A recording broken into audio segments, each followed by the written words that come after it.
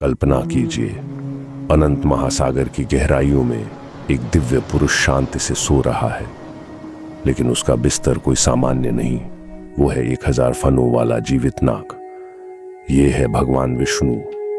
पर सवाल ये है, एक पालनहार भगवान को सांप की शैया पर क्यों सोना पड़ता है? क्या ये सिर्फ कला है या छिपा हुआ है ब्रह्मांड का सबसे बड़ा राज? शेषनाग कौन है? शास्त्र कहते हैं ये कोई नाग नहीं बल्कि अनंत ऊर्जा है। ब्रह्मांड की शुरुआत से पहले भी ये थे और अंत के बाद भी ये रहेंगे। शेष यानी जो बचता है जब सब समाप्त हो जाता है। विष्णु इस पर क्यों विश्राम करते हैं? ये दिखाता है कि पालन की शक्ति तभी संभव है जब आप सबसे खतरनाक ऊर्जा को भी संतुलन में रख सकें।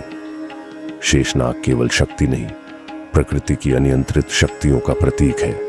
काम, क्रोध, लोभ, अहंकार।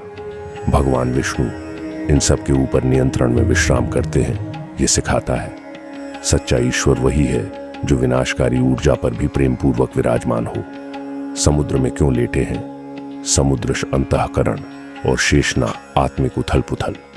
विष्णु का वहां सोना बताता है अगर हम भीतर के तूफान पर शांति ला सकें तो ईश्वर हमारे भीतर ही प्रकट हो सकते हैं। पर लेटे विष्णु कोई कथा नहीं, ये हमारी आत्मा का नक्शा है। जब इंसान अपने भीतर के नाग जैसे क्रोध, वासना, भय और अहम पर काबू पाता है, तब भीतर ईश्वर का विष्णु स्वरूप जागता है। यही है असली योग, असली ध्यान। और जब हम भीतर विश्राम कर लेते हैं तब सृष्टि का पालन अपने आप होने लगता है। इसलिए भगवान विष्णु सोते नहीं, वो हमें सिखाते हैं कैसे जगा जाता है। तो अगली बार जब आप भगवान विष्णु की मूर्ति देखें तो बस एक बार आंखें बंद करके सोचिए, क्या मैं अपने भीतर के नागों को शांत कर पाया हूं? क्या मैं भी अपने भीतर उस ईश्वर को विश्राम दे सकता हूं जो मेरी आत्मा के महासागर में इंतजार कर रहा है?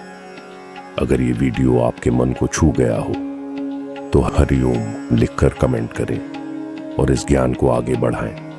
अगले रहस्य में फिर मिलते हैं, धर्म रहस्य के साथ।